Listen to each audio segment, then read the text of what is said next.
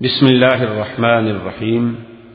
منہج corporation Jeddah برائے production و ڈسٹریبیوشن آپ حضرات کی خدمت میں قصص الانبیاء کا مبارک سلسلہ پیش کرنے کی سعادت حاصل کر رہا ہے۔ اب آپ اس مبارک سلسلے کا 7واں حلقہ سماعت فرمائیں۔ لیکن روایات میں یہ بھی موجود ہے کہ اس زمانے میں اب تک بھی ہے، عرب لوگوں میں مناطق کے حارہ میں جتنے گرم علاقے ہیں وہاں عورتوں کا بھی ختان ہوتا ہے۔ اسی لیے ایک روایت میں آتا ہے کہ ام عطیہ ایک عورت تھی جو ختان کرتی تھی، تو حضور پاک نے اس کو نصیحت کی کہ تم ختان تو کرتی ہو لیکن لا تنحکی، زیادہ نیچے نہ کاٹا کرو، زیادہ گہرا زخم نہ ہو، تھوڑا سا اوپر سے معمولی سا نقصہ احزار الزوج، تاکہ وہ خامد کے لیے عورت جو ہے اور زیادہ پسندیدہ ہو جاتی ہے۔ تو یہ کہتے ہیں کہ یہ سب سے پہلے ختان جو ہے سیدنا ابراہیم میں آیا، اور آپ کی بیوی کا بھی ختان ہوا، لیکن بطور سزا کہ بی بی سارہ نے اپنا غصہ یوں پورا کر کے قسم پوری کر۔ بہرحال اللہ عالم، لیکن مردوں میں جو ختان ہے وہ تو بالکل ٹھیک ہے، سنت ابراہیم علیہ السلام، اس میں تو کوئی شک نہیں۔ اسماعیل علیہ السلام کا ختنہ، اور اول من اختتن، سب سے پہلا انسان ہے جس کا ختنہ وہ سیدنا ابراہیم، خدا کی شان۔ اور ختنہ بھی آپ کا کب؟ وہ 80 سال کی عمر، اس وقت آپ بچے نہیں تھے، آپ کی عمر مبارک 80 سال۔ اول من رأى الشيء، اور اس وقت بھی آنے مردوں میں پہلے شخص ہے ابراہیم علیہ السلام جنہوں نے اپنے بال داڑھی میں سفید دیکھے، ورنہ پہلے جو تھے مانا یہ ہے کہ لوگوں نے کبھی بال سفید دیکھا ہی نہیں۔ تو سب سے پہلے جب ابراہیم علیہ السلام نے بالوں کو سفید دیکھا تو پوچھا کہ یا رب ما ھذا، یہ کیا؟ اللہ نے فرمایا کہ وقار، یہ تو وقار ہے بندے کا۔ قال یا رب زدنی وقارا، کہ اللہ اگر یہ وقار ہے تو اور بڑھاؤ، پھر اور زیادہ کرو، تھوڑا وقار کیوں ہے، پھر زیادہ ہونا چاہیے۔ تو یہ اول من شب جو ہے وہ بھی ابراہیم علیہ السلام، اول من اختتن وہ بھی ابراہیم علیہ السلام، یہ بھی شان سیدنا ابراہیم علیہ السلام۔ اب آگے دو روایات، اکثر روایات میں تو یہ ذکر ہے کہ جب بی بی سارہ اور بی بی ہاجرہ کا آپس میں تباغت ہو گیا اور سیدنا اسماعیل علیہ السلام کی جب ولادت ہوئی، اور اللہ تبارک و تعالیٰ نے ولادت اسماعیل علیہ السلام پہ بڑی خوشخبریاں ابراہیم علیہ السلام کو ملی کہ یہ تو وہ بیٹا ہے کہ جس کی ذریت میں نبی آئے گا محمد الرسول، اور جو خاتم الانبیاء، اور پھر اس کی ذریت میں 12 عظیما، کہ 12 بڑے سردار گزرے، اور اسی کی تائید میں وہ حدیث مبارک ہے جو سرکار دو عالم سیدنا محمد الرسول اللہ صلی اللہ علیہ وسلم نے فرمایا کہ لا یزال الامر قائما، یہ دین کا حکم ٹھیک رہے گا، اور 12 خلیفہ امام جو ہے 12 خلیفے پیدا ہوں گے، اور کلہم من قریش، وہ سب کے سب ہوں گے قریش سے۔ جب قریش سے ہوں گے تو اولاد اسماعیل ہو گئی۔ اچھا، وہ 12 خلفاء جو ہیں خلفاء 12، ایک تو ہمارے شیعہ حضرات نے 12 امام بنا رکھے ہیں نا، انہوں نے بھی 12 امام، اور پھر 6 امام، ان کے بھی یعنی 2 بڑے فرقے جو ہیں، ایک فرقہ 12 امام مانتا ہے، ایک 6 امام۔ 12 امام جو یہ مانتے ہیں، یہ تو شروع ہی حضرت علی سے کرتے ہیں، کیونکہ پہلا امام حضرت علی تھے، اور اس کے بعد آخری منتظر ہیں سرداب میں غار میں بیٹھے ہیں محمد بن حسن العسکری کی اولاد ہیں جو امام غائب ہے، اور یہ زمانہ غیبوبت کبریٰ کا ہے۔ تو غیبوبت کبریٰ کے زمانے میں وہ کہتے ہیں کہ یہ جو ہمارے آیات اللہ ہوتے ہیں یہ ان کے نائب ہوتے ہیں، پھر ان کے احکام پہ امت کو چلنا ہوتا ہے، یہ ان کا عقیدہ ہے، لیکن اس میں کوئی حقیقت نہیں، کیونکہ حضرت علی کے بعد حضرت حسن نے سلو کر دی، حضرت حسین کو خلافت ملی ہی نہیں۔ اچھا، پھر جن کو وہ 12 امام بناتے ہیں وہ تو کبھی مسجد میں بھی امام نہیں رہے، یعنی اتنا بڑا جھوٹ بولے آدمی۔ بھائی امامت کے لیے آخر کوئی حکومت تو ہو، جیسے کہ ابوالکلام نے ایک بڑی عجیب بات لکھی، انہوں نے لکھا ہے کہ خلافت کوئی مسیحیت کا پوپ تو نہیں ہے، یعنی خلافت و امامت کا جو تصور ہے اسلام میں، وہ کوئی مسیحیت کا پوپ نہیں ہے کہ جس کے لیے پیشانوں کا سجدہ کافی ہو، بلکہ خلافت تو تمکن فی الارض کا نام ہے کہ حکومت بھی تو ملے نا کسی جگہ، تبھی تو خلیفہ بنے گا۔ تو ان بیچاروں کو تو کبھی نہیں ملی۔ تو اصل 12 امام مراد کیا ہیں کہ حضرت ابو بکر سے شروع ہوں گے، اور حضرت حسن تک آئیں گے، پھر آگے آگے بعض بنو العباس ہیں اور بعض بنو امیہ سے ہیں، اور اسی طرح عمر ابن عبدالعزیز ہیں۔ یہ ضروری تو نہیں کہ 12 ایک دوسرے کے ساتھ آئیں، 12 پورے ہونے ہیں قیامت سے پہلے پہلے، اور وہ تقریباً جو ہے علماء نے لکھا ہے کہ پورے ہو گئے، لیکن جو روافض کہتے ہیں وہ بات جو ہے بالکل بغیر کسی دلیل اور بغیر کسی حجت۔ اب علماء نے لکھا ہے کہ جب بی بی سارہ کا حضرت اسماعیل علیہ السلام کی ولادت کے بعد فطری بات ہے کہ ابراہیم علیہ السلام کی توجہ جو تھی وہ بی بی ہاجرہ کے ساتھ زیادہ ہو گئی کہ اب وہ بچے کی ماں بن گئی، اور پھر بچے کا ملنا، بچے کی خبر گیری کرنا، تو وہ بھی تو وقت زیادہ اسی بیوی کو ملے گا، تو اس سے بی بی سارہ کا غصہ اور تیز ہوتا گیا۔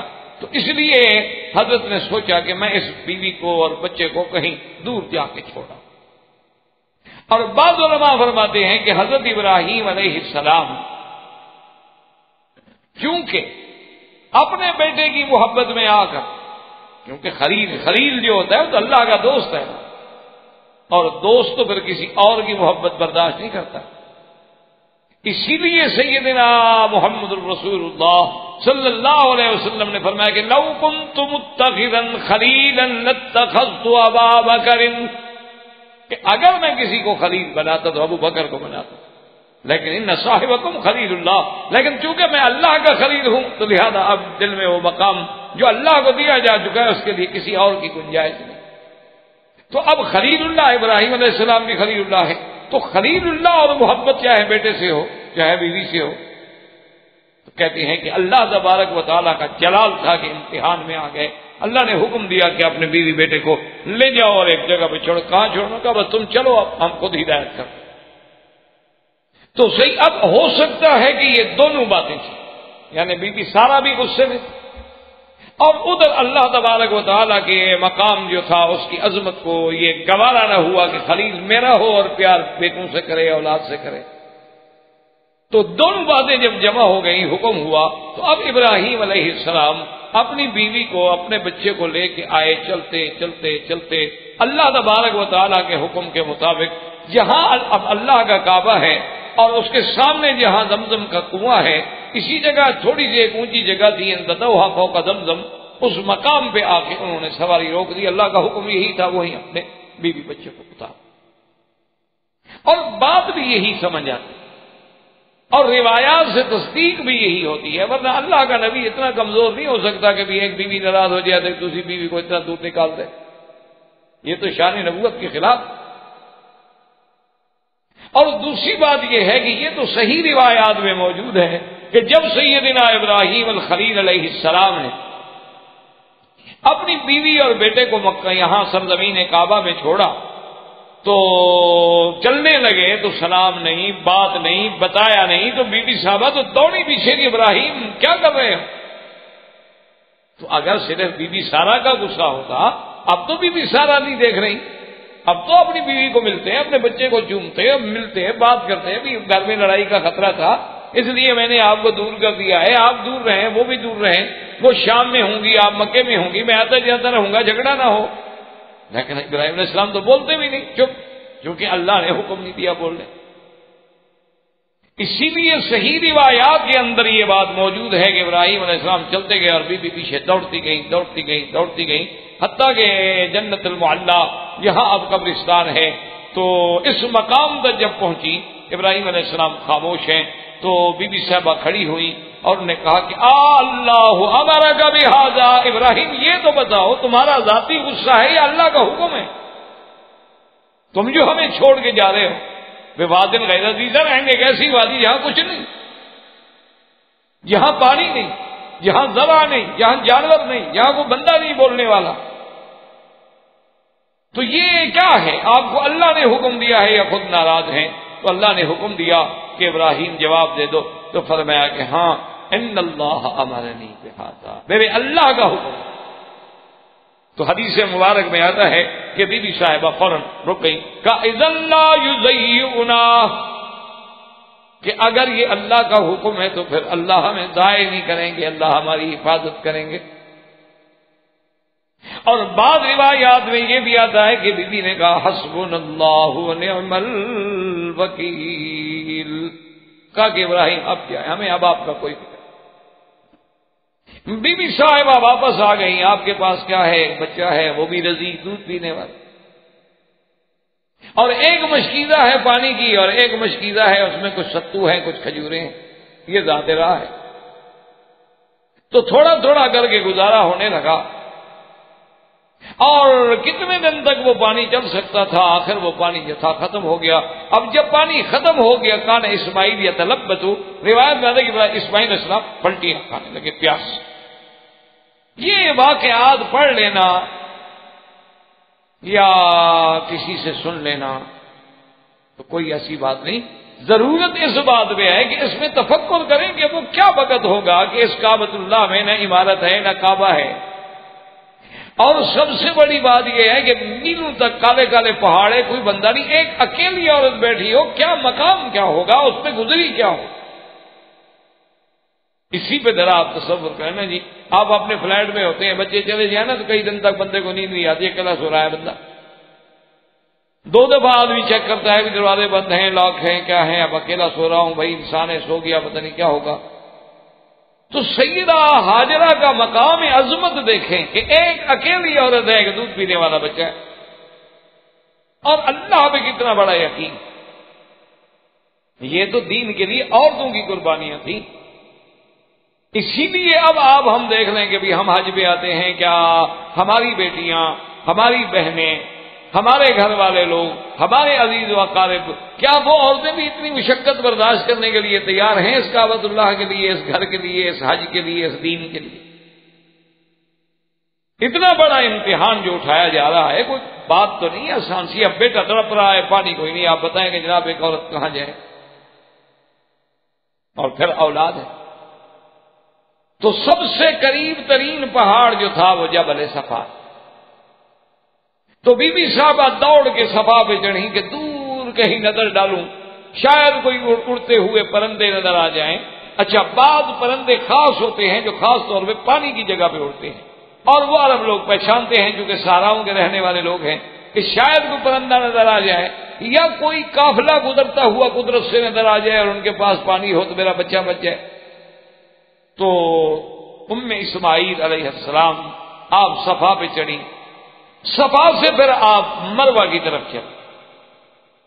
اب صفا اور مروہ کے درمیان میں جہاں انہوں نے سبز بتی کا نشان لگا دیا ہے، یہ جگہ تھی نیوی۔ اب باقی جگہ جو تھی وہ اونچی تھی، وہاں سے تو اسماعیل علیہ السلام نظر آتے تھے۔ جب بی بی صاحبہ یہاں وادی میں اتر جاتی نیچے تو اسماعیل علیہ السلام نظر نہیں آتے تھے، تو بی بی تیز سے کہ بھی اب جلدی اونچی جگہ پہ جاؤں، دیکھوں تو صحیح، خدا نہ خاصا میں پانی ڈھونڈ رہی ہوں اور کوئی جنگل کا جانور آگے حملہ کر دے بچے پہ۔ اسی طرح مروہ پہ چڑھی، پھر واپس آئی، کچھ نہیں نظر آ رہا، تو اسی دوڑنے کو میرے اللہ نے ایسا قبول فرما لیا کہ قیامت تک انبیاء، اولیاء، صلحاء، حجاج، ہر آدمی سنت ام اسماعیل کو زندہ رکھے گا اور صفا اور مروہ کے درمیان دوڑے گا، کہ وہ اللہ کے لیے جو تڑپ، اور اس دوڑنے پر ثواب تب مرتب ہوتے ہیں، اس کے فضائل تب حاصل ہوتے ہیں کہ جب کیفیت وہ پیدا ہو جائے کہ سامنے بچہ ہو، اس کی ہلاکت یقینی ہو، پانی کہیں سے نظر نہ آئے، آدمی اکیلے وحشت میں ہو اور بے تحاشا دیوانوں کی طرح بھاگ رہا ہو۔ جب یہ کیفیت پیدا کریں پھر دیکھیں کہ صفا مروہ کی برکتیں کیسے حاصل ہوتی ہیں۔ اب تو ٹھیک ہے، ایک سنت ہے، ادا ہو جاتی ہے، آدمی پوری کر دیتا ہے، اب تو اے سی ہے، ایئر کنڈیشن ہے، راحت ہے، آرام ہے، اس کے بعد بھی آدمی کہتا ہے جی بہت رش ہے، اس دفعہ تو بہت تکلیف ہوئی، چلو جی اوپر دوڑ لیں گے، اس سے اور اوپر دوڑ لیں گے۔ لیکن وہ کیفیت جب تک پیدا نہ ہو، فضائے بدر پیدا کر، وہ کیفیت پیدا کرو تو رحمت آئے نا۔ تو اس لیے بی بی صاحبہ دوڑی، اور کسی دوڑ میں تھی کہ آواز آئی۔ جب آواز آئی تو بی بی صاحبہ رک گئی۔ بی بی صاحبہ کے رکنے پر بی بی صاحبہ کھڑی ہو گئی، نے کہا کون ہو؟ اگر تمہارے پاس کچھ ہے تو باتیں کرو، سامنے آؤ۔ تو پھر آواز آئی کہ بی بی صاحبہ آپ نہ گھبرائیں، آپ اپنے بچے کے پاس تو آئیں۔ تو جب بچے کے پاس آئیں تو کیا دیکھتے ہیں کہ حضرت اسماعیل کے پاؤں ہل رہے ہیں۔ اللہ نے حکم دیا کہ جبرائیل جس جگہ میرے نبی اسماعیل علیہ السلام کے پاؤں ہل رہے اسی جگہ پر مارو اور یہیں سے چشمہ نکلے۔ تو اس لیے روایات میں یہ آتا ہے کہ یہ ماء زمزم جو ہے اس میں اللہ نے بڑی عظیم رحمتیں جمع کی ہیں کہ ایک تو جبریل علیہ السلام کا پر لگا اور ایک اللہ کے نبی کے پاؤں لگے، اور پھر تیسری بڑی نعمت یہ ہے کہ ایک دفعہ حضور پاک نے خود ڈول منگوا کے پیا اور اپنا لعاب دہن ڈالا اور پھر زمزم میں ڈال دیا، تو وہ برکتیں بھی شامل ہو گئی زمزم میں۔ تو اب پانی نکلا، جب پانی نکلا تو بی بی صاحبہ نے جلدی جلدی پتھر جو پڑے تھے نا لے کے روکنا شروع کیا، زم زم زم زم، ٹھہر جا ٹھہر جا ٹھہر جا، اور ہاتھوں سے لے کے اس مشکیدے میں بھرنے کی کوشش کی۔ تو حضور پاک نے فرمایا کہ یرحم اللہ ام اسماعیل، اللہ اسماعیل کی اماں پہ رحمت فرمائیں، اگر وہ ایسا نہ کرتی لکان عینا وعینا، یہ تو ایک نہر جاری ہو جاتی دنیا، لیکن اللہ کو یہی منظور تھا، اللہ کی حکمت ہے اسی میں۔ تو اسی اثنا میں جب پانی کا انتظام ہو گیا، اس وقت کعبۃ اللہ کی کوئی عمارت نہیں، کعبۃ اللہ جو ہے وہ ایک ٹیلے کی شکل میں تھا، ایک اونچا ٹیلا بن گیا تھا، اور باہر سے جب برسات کے پانی گرتے تھے، کوئی ادھر سے چلا گیا پانی، کوئی ادھر سے چلا گیا، درمیان میں ٹیلے کی کیفیت میں تھا، کوئی عمارت تھی۔ کچھ دنوں کے بعد قبیلہ جرہم میں اسفل مکہ تھا، یعنی مکے کا جو نیچے کا حصہ ہے، بسم اللہ یوں سمجھ لیں یہ نیچے کا حصہ ہے، قدا جو ہے نیچے کا حصہ ہے، تو ادھر قدائی والی جانب، قدا والی جانب جو ادھر سے جب گزرا اور وہ پڑاؤ کیا انہوں نے، جیسے قافلے اونٹوں کے چلتے تھے نا جی، پھر ایک رات کو چلتے چلتے تھک گئے، سیر سو گئے، پھر صبح کی تہجد کے وقت پھر چل پڑے، پھر گرمی ہوئی تو پھر بیٹھ گئے، تو انہوں نے دیکھا کہ ایک پرندہ اڑ رہا ہے جو عام طور پر پانی پہ ہوتا ہے، تو انہوں نے اپنے لوگوں سے کہا بھی یہاں تو ہم نے کبھی پانی نہیں دیکھا، یہ کیسا پانی ہے، پتہ تو کرو۔ تو ان کے آدمی دوڑے دوڑے آئے، آ کے دیکھا کہ بی بی صاحبہ ہیں، ایک بچہ ہے اور چشمہ ہے ماشاءاللہ ابل رہا ہے، تو انہوں نے بھی پانی بھرا اور اپنے ساتھیوں کے لیے بھی لے گئے اور ان کو بتا بھی دیا کہ بھی وہاں تو ایک بڑا عجیب چشمہ اور عجیب پانی۔ تو اب جرہم والے جو تھے وہ سب کے سب آ گئے بی بی صاحبہ کے پاس اور آ کے کہنے لگے کہ اماں اگر تم ہمیں اجازت دے دو، ناراض نہ ہوں، ہمیں رخصت دے دو تو ہم لوگ آپ کے ساتھ یہاں آباد ہو جائیں، یہاں ٹھہر جائیں، ہم بھی تو سفر اسی لیے کر رہے ہیں کہ کہیں کوئی جگہ ملے اچھی تو بیٹھ جائیں۔ بی بی صاحب نے کہا کہ ہاں یہ تو آپ کو میں اجازت دیتی ہوں، ولکن لا حق لکم علی الماء، لیکن تمہارا پانی پر کوئی کنٹرول نہیں ہو، پانی ہمارے کنٹرول میں ہو۔ انہوں نے کہا ٹھیک۔ تو پھر قبیلہ جرہم جو ہے وہاں آباد، اور قبیلہ جرہم جو ہے یہ عرب تھے خالص۔ تو اب سیدنا اسماعیل علیہ السلام نے اول من تکلم بالعربیہ، پہلا بندہ جو عربی بولنے والے ہیں وہ سیدنا اسماعیل علیہ السلام ہے، اور انہوں نے جو ہے لغت عربیہ جرہم سے سیکھی، اور جرہم سے لغت سیکھی، اور جب اب جناب جوانی آنے لگی، ابراہیم اسماعیل علیہ السلام بچے تھے پھر جوان ہونے لگے، اور اتنا ماشاءاللہ جمال کے ابراہیم علیہ السلام کے بیٹے ہیں، تو بنو جرہم نے خواہش ظاہر کی کہ بی بی ہاجرہ سے کہ مہربانی کریں، آپ کا بچہ اب جوان ہو گیا ہے تو ہماری لڑکی سے شادی کریں۔ اسماعیل علیہ السلام نے جرہم کے قبیلے سے ایک لڑکی سے شادی، اس کے بعد سیدہ ہاجرہ جو ہیں وہ وفات فرما گئی۔ ابراہیم علیہ السلام کو جب اللہ کی طرف سے اجازت ملی تو ابراہیم علیہ السلام تشریف لے آئے کہ بھی مکے جا کے میں پتہ تو کروں کہ میرے بیٹے کا اور بیوی کا کیا حال ہے۔ اب اس میں دو روایات ہیں، بعض علماء یہ لکھتے ہیں کہ ابراہیم علیہ السلام کے لیے یہ معجزہ تھا کہ اللہ تبارک و تعالیٰ ان کو زمین کو لپیٹ دیتے تھے، مختصر ہو جاتی تھی زمین، ان کو شام اور بیت المقدس سے مکے کا سفر جو ہے مشکل نہیں ہوتا تھا، تو جلدی طے ہو جاتا تھا، جیسے حضور صلی اللہ علیہ وسلم کے معجزہ ہے آپ کے لیے زمین لپیٹ دی جاتی تھی۔ اور بعض روایات میں ہے کہ نہیں آپ براق پہ تشریف لاتے تھے، اور بعض روایات میں ہے کہ نہیں آپ اپنی اسی عام سواری پہ تشریف لاتے تھے۔ آپ تشریف لے آئے، آگے مکے پتہ کیا بی بی حاجہ فوت ہو چکی تھی، حضرت اسماعیل کے بارے میں پوچھا، انہوں نے کہا اسماعیل علیہ السلام شکار پہ گئے، اور پوچھا بھی تم کون ہے، اس نے کہا میں اسماعیل علیہ السلام کی بیوی۔ اچھا کیا حال ہے، کیسا گزارا ہو رہا ہے؟ انہوں نے کہا کیا پوچھتے ہو، فی ضیق و شدۃ، ہم تو بہت تنگ ہیں۔ آپ نے کہا کیوں؟ تو انہوں نے کہا ہے کیا ہمارے پاس، یہ پانی ہے، اور کبھی اسماعیل علیہ السلام شکار کر کے کبھی جانور مل گیا، کبھی کو پرندہ مل گیا، انڈا ملا، یا بس وہی گوشت ہے وہ آگ پہ پکا لو اور پانی پی لو۔ ہاں فرمایا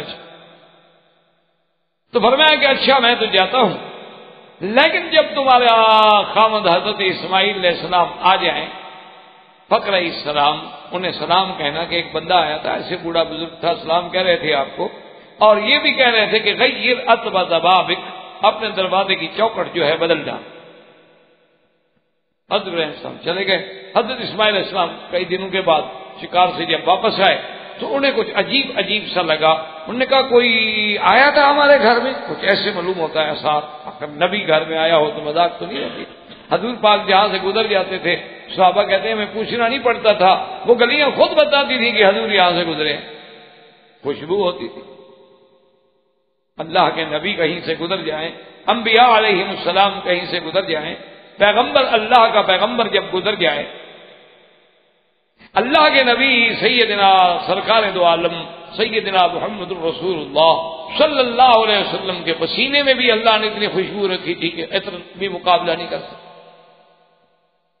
تو سیدنا ابراہیم الخلیل چلے گئے، واپس آئے، اسماعیل علیہ السلام پوچھا، انہوں نے کہا کہ ہاں ایک بزرگ آئے تھے، ایسے سفید ریش تھے، اور انہوں نے آ کے ہم سے پوچھا تھا، خیرافیت پوچھی، آپ کا پوچھا، میں نے بتایا کہ ہمارے ساتھ تو اسی طرح بس ما عندنا الا الماء واللحم، اور انہوں نے کہا کہ اچھا ہو گئی، پیغام کوئی بات تو نہیں کہہ کے گئے؟ انہوں نے کہا انہوں نے یہی کہا تھا کہ جب تمہارا شوہر آ جائے تو میرے سلام کہہ دینا اور کہنا غیر اتبع بابک، اپنے دروازے کی چوکٹ کو بدل دے۔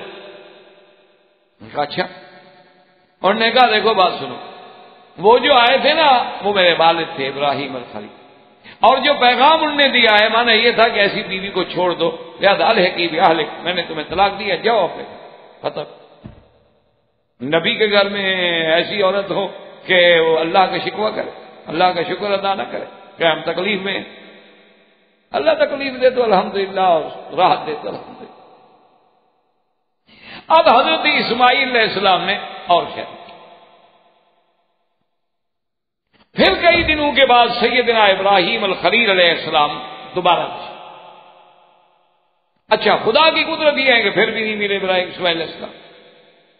آپ نے ان کی بیوی سے پوچھا کہ بھئی کیسے گزر رہی ہے؟ انہوں نے کہا جی الحمدللہ بڑے مزے میں۔ پہلے کا حال تو سن چکی تھی نا بیچاری کہ پہلی بیوی کے ساتھ کیا ہوا ہے، یا ویسے بھی صابر شاکر ہوگی اللہ عالم۔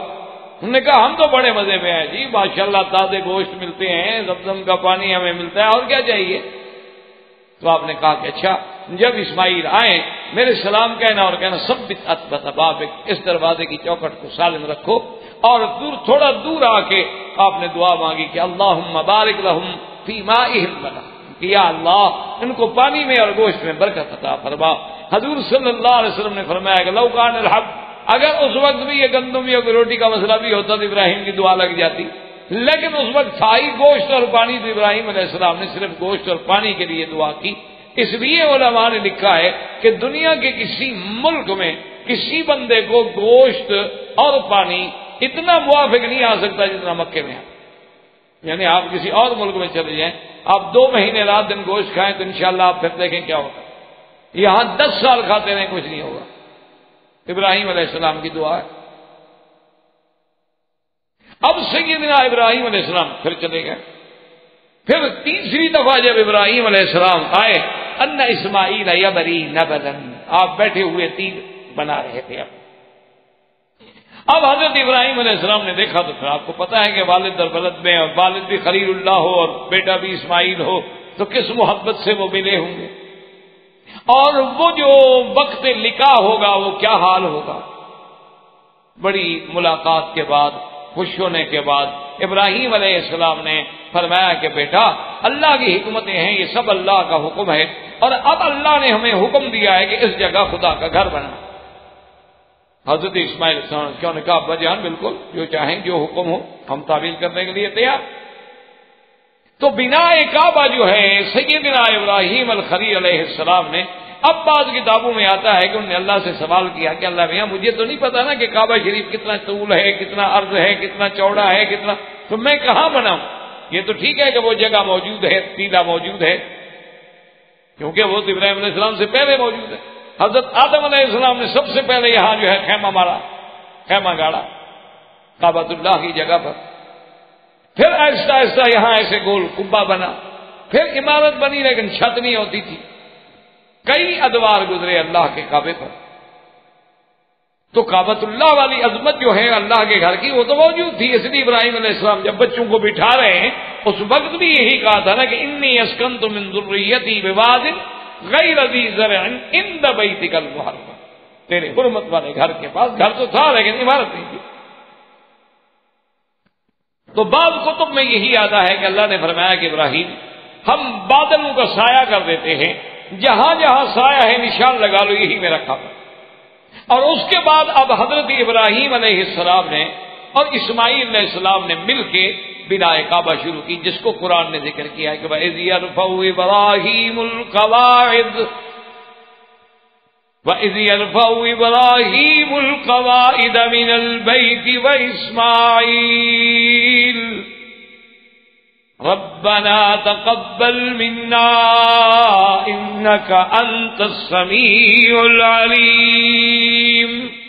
اب باپ بیٹا جو ہیں اللہ کے گھر بنا رہے ہیں اور اللہ سے دعائیں بھی کر رہے ہیں، اور سیدنا ابراہیم معمار بنے ہوئے ہیں اور سیدنا اسماعیل جو ہے وہ مزدور بنے ہوئے ہیں.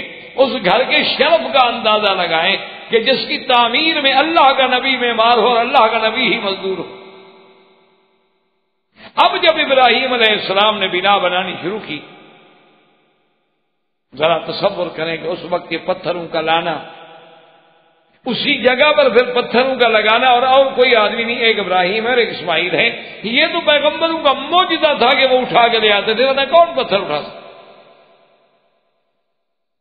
اب جب دیوار اونچی ہو گئی، اتنی اونچی ہو گئی کہ وہاں تک ہاتھ پہنچنا مشکل ہو گیا، وہاں تک آدمی کی رسائی مشکل ہو گئی، تو اب ابراہیم علیہ السلام پریشان ہوئے اور اللہ تبارک و تعالیٰ کا حکم ہوا. آپ نے فرمایا اسماعیل علیہ السلام سے بھی پتھر ایسا تلاش کر لیتے ہیں کہ کچھ تو اونچا ہو جس میں ہم کھڑے ہو جائیں. لیکن اللہ کو یہی منظور تھا کہ یہی پتھر ہو. اسماعیل علیہ السلام اسی پتھر کو اٹھا کے لے آئے جو آج بھی مقام ابراہیم کہلاتا. اور سیدنا ابراہیم علیہ السلام جب اس پتھر پہ کھڑے ہوئے، اب اللہ تبارک و تعالیٰ کے گھر کی تعمیر کرنی شروع کی، تو آپ کے پاؤں مبارک میں چونکہ جوتا نہیں تھا، تو یہ بھی معجزہ تھا پیغمبر کا کہ آپ کے پاؤں جو تھے پتھر میں گھم گئے، تاکہ وہ نشان، وہ علامت، وہ یادگار جو ہے قیامت تک قائم رہے، تاکہ امتیاز کیا جا سکے کہ وہ حجر ابراہیم کون سا ہے، دیگر احجار سے اس کو علیحدہ کیا جا سکے. تو اس سے بناء کعبہ سیدنا ابراہیم اور سیدنا اسماعیل علیہ السلام نے شروع فرمائی کہ اللہ کا گھر بنایا جائے، جس کا ذکر اللہ تبارک و تعالی نے سورۃ البقرہ میں اور دیگر سورتوں میں بھی فرمایا ہے.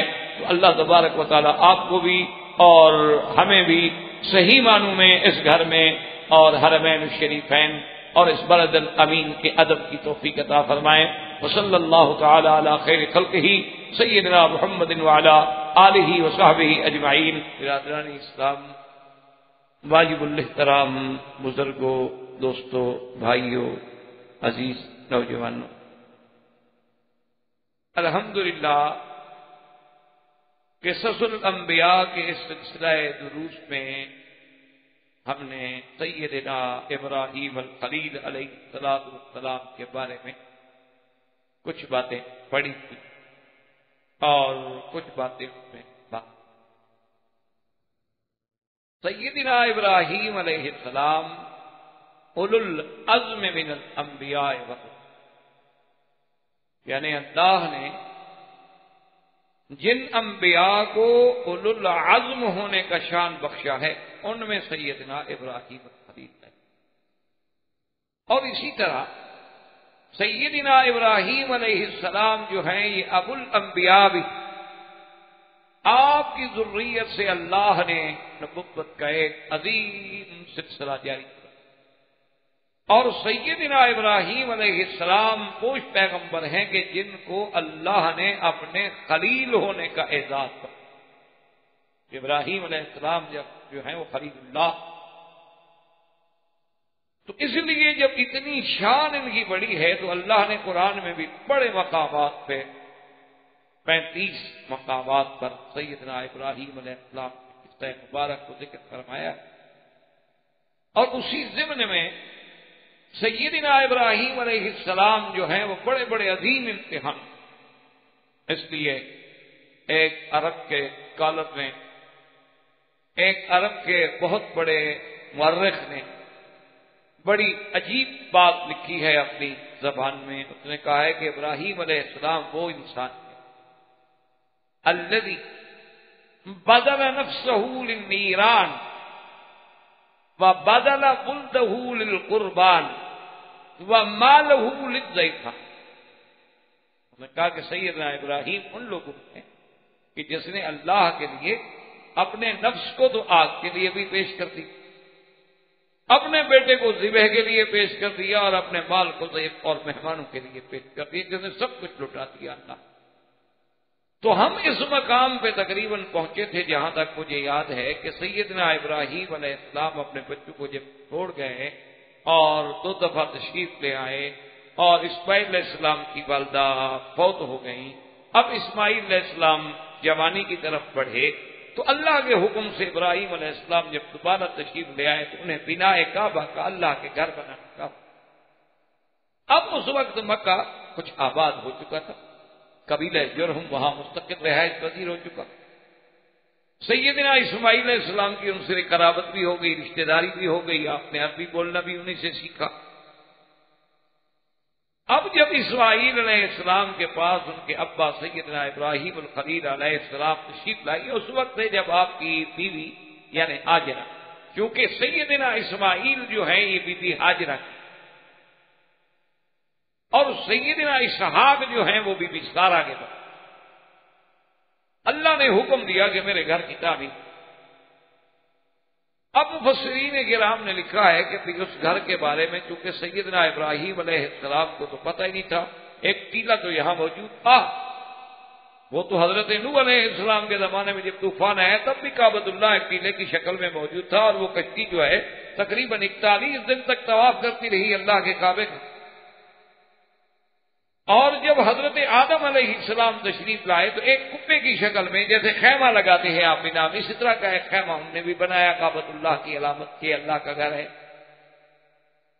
لیکن اس سے پہلے بھی اللہ کے حکم سے فرشتے اس گھر کو بنا چکے تھے. اس گھر کی تعمیر میں کئی ادوار گزرے. اللہ کے حکم سے فرشتوں نے بنایا، پھر آدم علیہ السلام نے بنایا، پھر ادریس علیہ السلام کے زمانے میں کعبۃ اللہ کو بنایا گیا، اور پھر یہ ختم ہو گیا طوفان نوح میں. پھر ایک ٹیلہ تھا سیدنا ابراہیم علیہ السلام کے زمانے میں تعمیر ہوا. سیدنا ابراہیم علیہ السلام کی تعمیر کے بعد پھر زمانہ قریش میں جبکہ سرکار دو عالم صلی اللہ علیہ وسلم کی عمر 25 سال تھی، اس وقت بھی کعبۃ اللہ تعمیر ہوا. پھر حضور صلی اللہ علیہ وسلم کے بعد عبداللہ ابن الزبیر جب مکے پہ حاکم بنے تو انہوں نے حضور کی تمنا کے مطابق پھر کعبۃ اللہ کی تعمیر کی. عبداللہ ابن الزبیر کی شہادت کے بعد پھر حجاج بن یوسف نے دوبارہ اس تعمیر کو قریش کی تعمیر پہ بدل دیا. باقی جہاں تک مرمت کا تعلق ہے وہ تو ہر دور میں ہوتی رہی، جیسے اب بھی ماشاءاللہ اس حکومت کے رشیدہ کے دور میں بھی بڑی زبردست کی اندر سے اور باہر سے اور حتیب سے اور دروازہ مبارک اور چھت مبارک یعنی بے انتہا کام ہوا. تو اللہ نے جب حکم دیا تو سیدنا ابراہیم علیہ السلام نے اس وقت کعبۃ اللہ بنایا. اور آپ تصور کریں کہ اس وقت کعبۃ اللہ کا معمار، معلم، مستری، انجینئر جو بھی سمجھ رہے وہ صرف سیدنا ابراہیم ہے، اور مزدور کون ہے؟ اسماعیل. یعنی اس گھر کی عظمت کا اندازہ لگائیں کہ جہاں اللہ کے پیغمبر، اللہ کے نبی جو تھے وہ معلم بھی تھے، مزدور بھی. اب مسئلہ یہ تھا کہ ابراہیم علیہ السلام کو کعبۃ اللہ کے طول عرض کا افق کا پتہ نہیں تھا کہ بھی کتنا طول ہو، کتنا عرض ہو، کہاں تک کعبۃ اللہ گیا تھا. وہ تو ایک ٹیلہ تھا، سیل آتی تھی اور مٹی کٹھی ہوتی گئی ایک ٹیلہ بن گیا. اب اس کے بارے میں تاریخ میں 2 باتیں آتی ہیں، کسی حدیث مبارک میں تو ذکر نہیں، اور نہ ہی اللہ تبارک و تعالیٰ نے قرآن مقدس میں اس کا ذکر کیا ہے. مقصود ہی نہیں، مقصد تو صرف یہ تھا کہ ابراہیم علیہ السلام نے کعبہ بنایا بس. اب اللہ کا قرآن ان تفاصیل میں تو نہیں جاتا نا کہ وہ کعبۃ اللہ جو بنا تو اس کا طول کیا تھا، اس کا عرض کیا تھا، اس کی اونچائی کیا تھی، اس کے دروازے کتنے تھے، اس میں کن کن پہاڑوں کا پتھر لگایا گیا، پتھر کتنے لمبے تھے، چوڑے تھے. کوئی اس میں اس بات کی ضرورت ہی نہیں، تو اس لیے قرآن ان کی کو ذکر ہی. قرآن صرف ایک اشارہ دیتا ہے کہ ہم نے حکم دیا اور ابراہیم اسماعیل نے ہمارا گھر بنایا، بس۔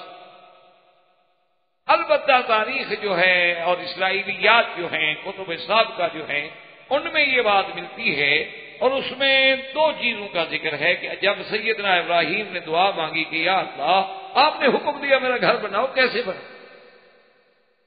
مجھے تو پتہ نہیں آپ کا گھر طول عرض کیا۔ تو کہتے ہیں کہ خدا کی قدرت سے وہاں ایک اژدہا یعنی بڑا سانپ کعبۃ اللہ کے اس وسط میں اس ٹیلے پہ ظاہر ہوا، اور اس نے جا کے پورا خط کھینچ دیا۔ آپ دیکھیں نا، جب سانپ چلے تو نیچے نشان تو بن جاتا ہے، پورا اس نے جا کے ایک دائرہ کھینچ دیا، تو اشارہ ہو گیا کہ یہی جگہ ہے، اسی پہ تعمیر کریں۔ اور دوسری روایت میں یہ آتا ہے کہ اللہ تبارک و تعالیٰ نے بادلوں کو حکم دیا، سحاب کو حکم دیا کہ اتنی جگہ پہ سایہ، اور ابراہیم علیہ السلام کو حکم دیا گیا کہ جہاں جہاں سایہ ہے وہاں نشان لگا دو، تو یہ میرا گھر ہے۔ اور یہ بات اقرب بھی ہے، اس لیے کہ سرکار دو عالم صلی اللہ علیہ وسلم سیدنا محمد الرسول اللہ صلی اللہ علیہ وسلم کی صفات میں، آپ کی شان مبارک میں جہاں اور باتوں کا ذکر ہے، وہاں یہ بات بھی ملتی ہے کہ آپ پر بادل سایہ کرتے تھے۔ جیسے آپ شام کے سفر میں جا رہے ہیں تو اس راہب نے جب پہچانا اور ابی طالب سے کہا کہ دیکھو، حالانکہ حضور صلی اللہ علیہ وسلم کا اس وقت بچپنا ہے، شباب ہے، ابھی آپ کو نبوت بھی نہیں ملی، اس نے کہا تم دیکھ نہیں رہے ہو کہ آپ جہاں چل رہے ہیں وہاں سایہ ہے؟ اور حضور صلی اللہ علیہ وسلم جب ایک درخت کے نیچے آ کے بیٹھے تو آپ سے پہلے چونکہ ساتھی بیٹھ چکے تھے اور سائے والی جگہ سب دوستوں نے قبضہ کر لی تھی، تو حضور اس جانب بیٹھ گئے جہاں دھوپ تھی، کسی ساتھی کو تکلیف نہیں دی کہ بھئی تم اٹھ جاؤ یا میرے لیے جگہ بناؤ۔ تو جب حضور بیٹھے تو سایہ حضور کی طرف ڈھل گیا، اب وہ دھوپ میں بیٹھے ہیں اور حضور صلی اللہ علیہ وسلم سائے میں بیٹھے۔ انہی چیزوں سے ہمارے ملکوں میں، انڈو پاک میں، بنگلہ دیش میں اور بھی دیگر مسلمان ملکوں میں ایک بڑی عجیب سی بات چل نکلی ہے کہ اللہ کے نبی کا سایہ نہیں تھا۔ یہ ایک بڑی مشہور بات ہے، وہ دراصل یہی دھوکہ ہے لوگوں کو، اور اس سے وہ نعوذ باللہ پھر محبت میں بڑھتے بڑھتے شرک میں چلے جاتے ہیں کہ جب سایہ نہیں تو مانا یہ ہے کہ وہ بشر نہیں تھے، انسان کا تو سایہ ہوتا ہے، تو اللہ کے نبی کا جب سایہ نے مانا ہے کہ خدا تھا، وہ کسی سے پھر شرک میں بڑھتے۔ حالانکہ بعض کتابوں میں جو ذکر آتا ہے نا کہ حضور صلی اللہ علیہ وسلم کا سایہ نہیں تھا، مانا یہ ہے کہ آپ جب پیدا ہوئے تو والد پہلے فوت ہو گئے، والد کا بھی سایہ نہیں تھا۔ آپ کے پیدا ہونے کے بعد ابھی بچپنا تھا، 7 سال کی عمر تھی کہ والدہ فوت ہو گئی، والدہ کا بھی سایہ نہیں تھا۔ حضور صلی اللہ علیہ وسلم کی ابتدائی تربیت جو ہے اور خدمت کے لیے عبد المطلب آئے، وہ بھی فوت ہو گئے۔ ابھی طالب کا دور آیا تو غربت کا دور ہے، اور حضور صلی اللہ علیہ وسلم کے لیے بادلوں کا بھی سایہ کر دیا گیا۔ تو اس لیے بعض علماء اس محبت میں لکھتے ہیں کہ اللہ نے اپنے نبی کو کسی بندے کے سائے میں نہیں رکھا، اللہ نے انہیں تو اپنے سائے میں رکھا، اپنی تربیت میں رکھا کہ اگر بچہ اچھا ہو تو بعض کہتے ہیں جی والدین کا کمال ہے، بچہ اچھے امتحان میں نمبر پاس کر رہے تو کہتے ہیں جی ماشاءاللہ استاد بڑے قابل۔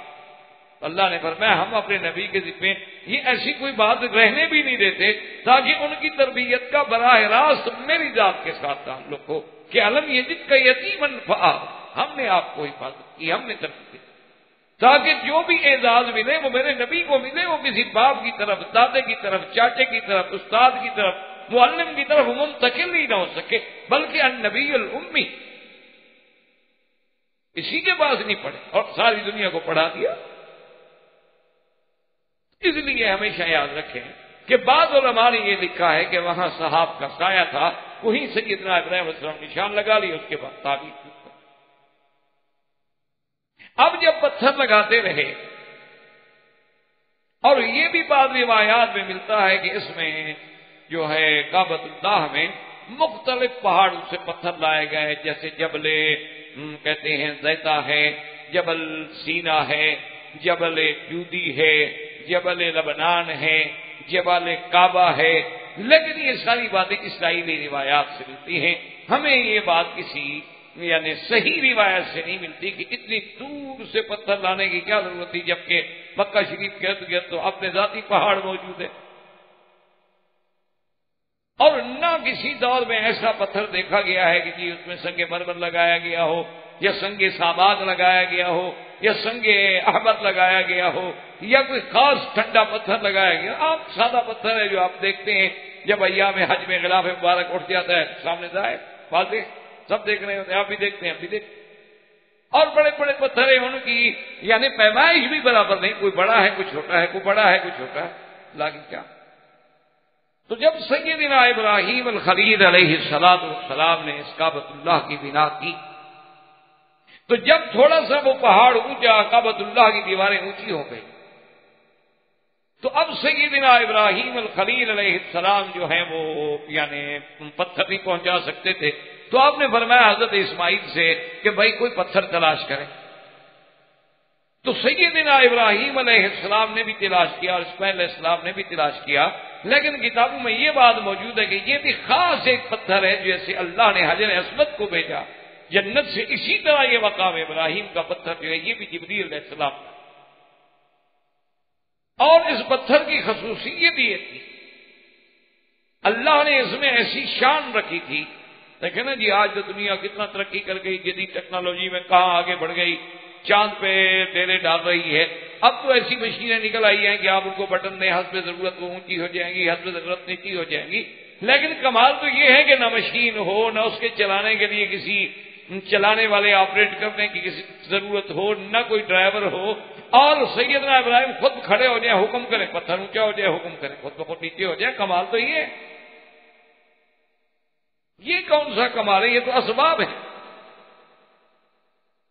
یہ تو اسباب ہوئے نا جی. ایک مشین ہے اس کو پھر جناب چلانے کے لیے اور مشینیں ہیں, پھر اس کو آپریٹ کرنے کے طریقے ہیں, پر آپ اس کے اوپر بیٹھتے ہیں. اچھا اگر بعض الیکٹرک پہ چلنے والی ہے, بجلی بند تو مشین کھڑی ہے کام نہیں کرتی. بعض کے چلانے کے لیے بیٹری ہے, بیٹری ڈاؤن ہو گئی تو خلاص مشین کھڑی ہوئی ہے کام نہیں کرتی. لیکن یہ معجزہ انبیاء ہے, اسی کا نام معجزہ ہے کہ ہر وہ کام جو ساری دنیا کو عاجز کر دے وہ اللہ کے نبی کے ہاتھ پہ ہو جائے, اسی لیے اس کو کہتے ہیں معجزہ. تو سیدنا ابراہیم علیہ السلام کھڑے ہوتے اونچا ہو جاتا, ضرورت ہوتی نیچے ہو جائے. اور دوسری نشانی یہ ہے کہ حضور صلی اللہ علیہ وسلم کی یہ صحیح حدیثوں میں موجود ہے کہ اس پتھر میں اللہ نے ایک ایسی خاص لچک رکھی تھی کہ سیدنا ابراہیم خلیل علیہ السلام کے پاؤں جو تھے وہ اس میں کھپ گئے اور ان کے نشان رہے. ورنہ پتھر میں پاؤں تھوڑا دھنستا, یعنی اگر زمین سخت ہو تو اس میں بھی پاؤں داخل نہیں ہوتا. یعنی مٹی بھی اگر سخت ہو, ہاں کسی جگہ دلدلی زمین ہو, ریتیلی زمین ہو, نرم زمین ہو سکتا ہے کہ آپ کا پاؤں اس میں چلا جائے, لیکن سخت زمین میں پاؤں نہیں جاتا. چیز جائے کہ آپ پتھر پہ پاؤں رکھیں اور پاؤں چلا جائے. وجہ کیا ہے کہ اللہ اس کو قیامت تک علامت بنانا چاہتے تھے کہ وہ نشانی رہے. فیہ آیات بینات مقام کے بعد.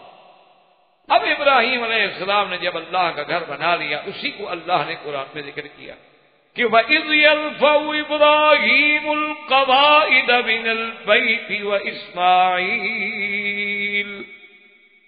رَبَّنَا تَقَبَّلْ مِنَّا إِنَّكَ أَنْتَ السَّمِيعُ الْعَلِيمُ.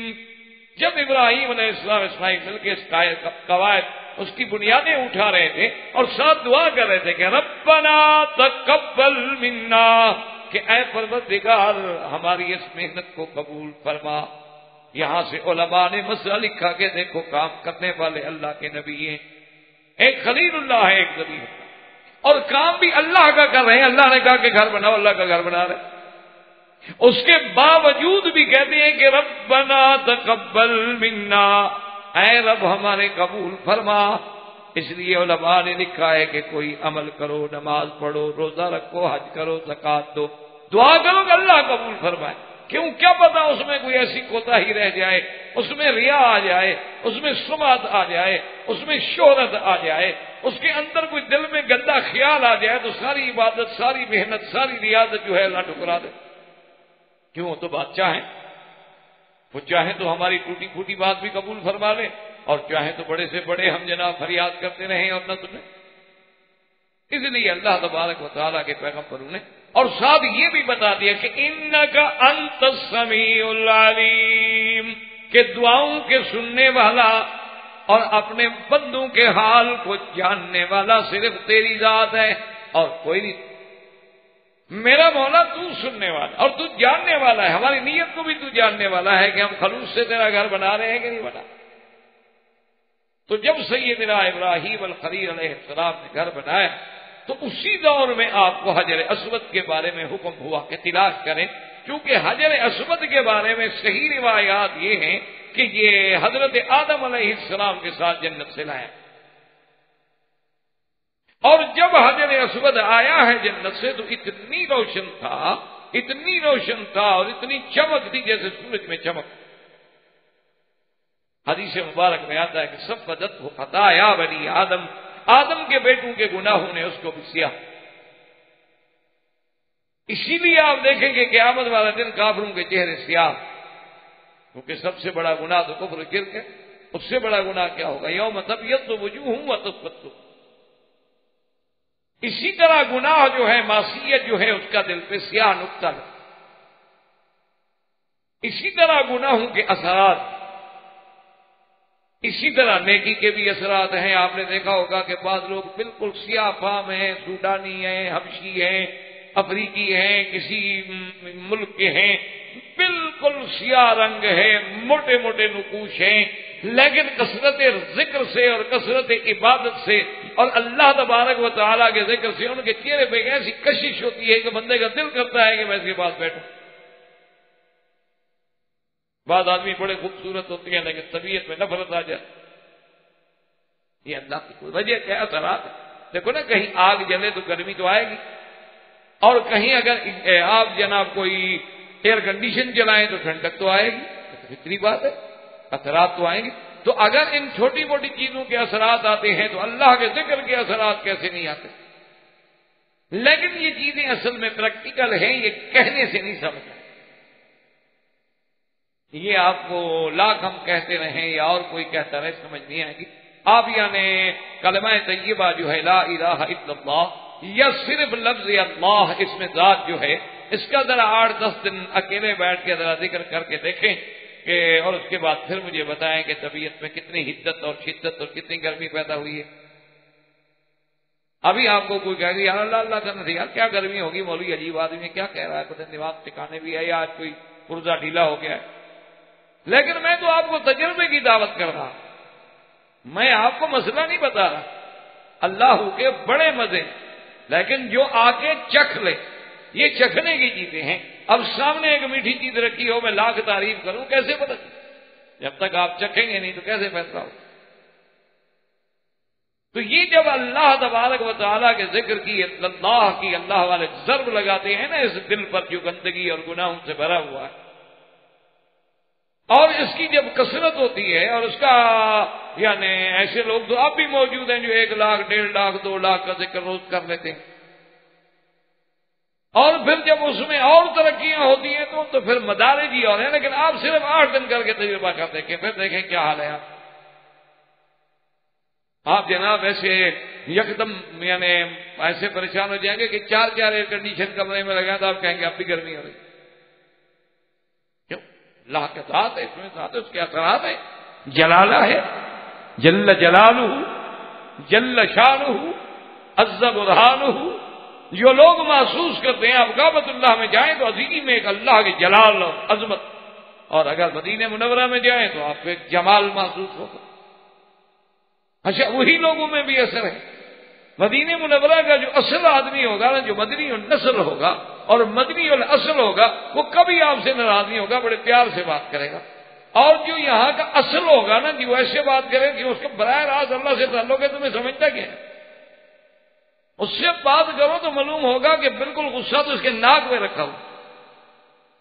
یہ کچھ اثرات ہوتے ہیں اور یہ باتیں کہنے سے نہیں آتی بلکہ عملی تجربے سے.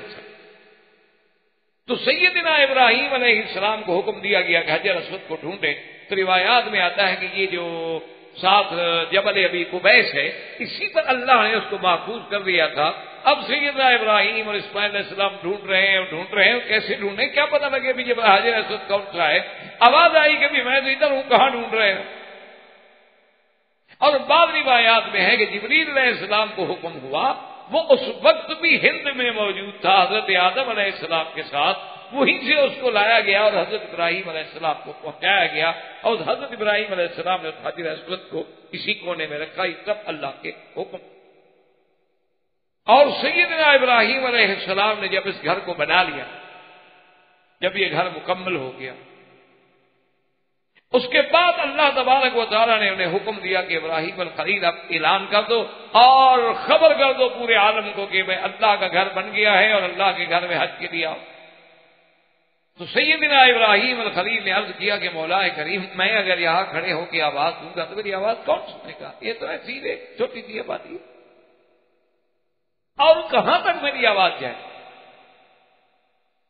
آج جدید سائنس کو بڑا ناز ہے نا کہ جی ہم نے دیکھو ٹیلی فون کے ذریعے، موبائل کے ذریعے، ہم نے ڈش کے ذریعے، ہم نے سمندر کی لہروں کے ذریعے، ہم نے فضاؤں کے ذریعے دیکھو کہاں کی آوازیں کہاں پہنچاتی ہیں۔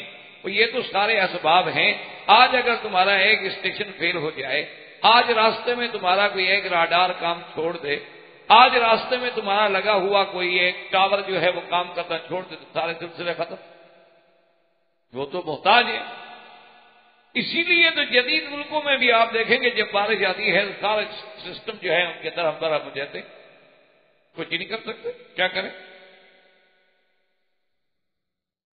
کوئی نظام۔ اچھا، وہ جن کو محکمہ موسمیات 8 دن پہلے بتلا رہے ہوتے ہیں کہ آنے والے ویک میں یہ ہوگا اور یہ ہوگا اور یہ ہوگا اور یہ ہوگا، ان کی اتنے معلومات کے باوجود یہ عالم ہوتا ہے کہ پوری ریاستیں طوفان میں ڈوب جاتی ہیں، لوگ مر رہے ہیں، ڈوب رہے ہیں، کچھ نہیں کر سکتے۔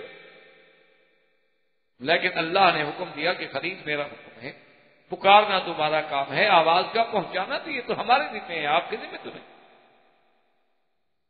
وَأَذِّن فِي النَّاسِ بِالْحَجِّ يَأْتُوكَ رِجَالًا وَعَلَىٰ كُلِّ ضَامِرٍ يَأْتِينَ مِنْ كُلِّ فَجٍّ عَمِيقٍ لِيَشْهَدُوا مَنَافِعَ لَهُمْ۔ اللہ نے فرمایا اعلان کرو لوگوں میں۔ سیدنا خلیل نے آواز دی۔ مفسرین کرام نے لکھا ہے کہ مختلف روایات سے یہ بات ملتی ہے کہ آپ کی آواز کو اللہ نے ایسی برکت دی کہ شرقاً غرباً شمالاً جنوباً، بلکہ وہ بچے جو ابھی ماں کے بطن میں تھے وہاں بھی اللہ نے آواز پہنچائی، اور سب نے جواب میں کہا لبیک اللہم لبیک لبیک لا شریک لک لبیک۔ اور یہ بات بھی کتابوں میں موجود ہے کہ جس نے ندائے خلیل پہ ایک دفعہ کہا لبیک، اللہ نے ایک حج نصیب کر دیا، جس نے 2 دفعہ کہا 2 دفعہ نصیب ہوا، جس نے 100 دفعہ کہا اللہ نے اس کو 100 دفعہ نصیب کر دیا۔ آپ دیکھیں تصور میں نہیں ہوتا آدمی کے اللہ یہاں بھیج دیتے ہیں، حج کر رہے ہیں مزے سے، تصور میں بھی نہیں ہوتا بندے کے یعنی کہ میں کبھی حج کر سکوں گا، لیکن اللہ بلا کے مکے بٹھا جب آؤ جی بیٹھو مزے۔ بڑے سے بڑے آدمی اس اطمینان سے، اس آرام سے حج نہیں کر سکتے جیسے مکے میں رہنے والا کرتے۔ اپنی گاڑی ہے، رات کو نکلا، صبح نکلا، کسی وقت چلا گیا، کہیں جا کے کھڑا ہو گیا، کہیں بیٹھ گیا، کھانا سامان سارا گاڑی میں پڑا ہوا ہے، کھا رہا ہے، پی رہا ہے، کپڑا لٹکایا بیٹھ گیا، سایہ بنایا بیٹھا ہوا مزے۔ تو اب بنا خلیل جو ہے، بنا کعبہ جو ہے سیدنا ابراہیم خلیل علیہ السلام نے کی، اور خدا کی شان کہ اللہ نے معمار کعبہ کو یہ عظمت بھی بخشی کہ آسمانوں میں بھی اپنے کعبے کے برابر دکھا کہ جب معراج کی رات حضور پاک گئے ہیں تو سیدنا ابراہیم علیہ السلام جس گھر کے ساتھ ٹیک لگا کے بیٹھے ہوئے تھے تو آپ نے پوچھا کہ یہ کیا ہے؟ تو حضرت جبریل نے عرض کیا کہ آپ محمد صلی اللہ علیہ وسلم یہ اللہ کا کعبہ ہے، بیت المعمور ہے، جیسے زمین میں کعبہ ہے آسمانوں میں بھی کعبہ، اور وہ کعبہ اگر اللہ اتار دے تو اس کعبے کے اوپر آ کے بیٹھے گا، یعنی کہ یہی کعبہ ہے جو آسمانوں کا۔ اسی لیے حکم ہے کہ جب کعبہ بن گیا، جب اللہ کے گھر کی مسجد بن جاتی ہے تو آسمان تک اس کا حکم ہے اور زمین تک اس کا حکم ہے۔ اب اگر ہم انڈر گراؤنڈ بھی حرم بنا لیں تو نیچے جب نماز پڑھیں گے تو اسی طرف رخ کر دیں گے، ضرورت نہیں کہ کعبے کو پہلے نیچے لے جائیں ہم، کہ اس کا حکم جو ہے وہ تحت سرا تھا۔ اسی طرح اگر ہم ہوائی جہاز میں بھی نماز پڑھتے ہیں تو کعبہ تو بہت نیچے ہے، لیکن وجہ کیا ہے کہ بیت المعمور تک تھا، تو وہاں بھی سیدنا ابراہیم الخلیل علیہ السلام کو اللہ نے دیا۔ تو اس عظیم واقعے کے بعد، بنائے کعبۃ اللہ کے بعد، اب سیدنا ابراہیم الخلیل علیہ السلام پر ایک دوسرا امتحان۔ اسی لیے قرآن نے کہا ہے نا، اسی سورۃ البقرہ میں آپ نے پڑھا ہے، تو اس ایک حرف پہ اگر غور کریں آپ تو سارے مسئلے وَإِذِ ابْتَلَىٰ إِبْرَاهِيمَ رَبُّهُ بِكَلِمَاتٍ فَأَتَمَّهُنَّ، کہ اللہ نے ابراہیم علیہ السلام کو بعض کلمات کے امتحان میں ڈالا، لیکن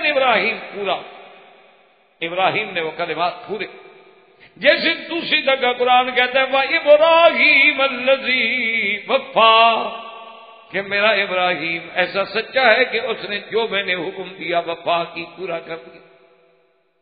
یہ شان کے قریب۔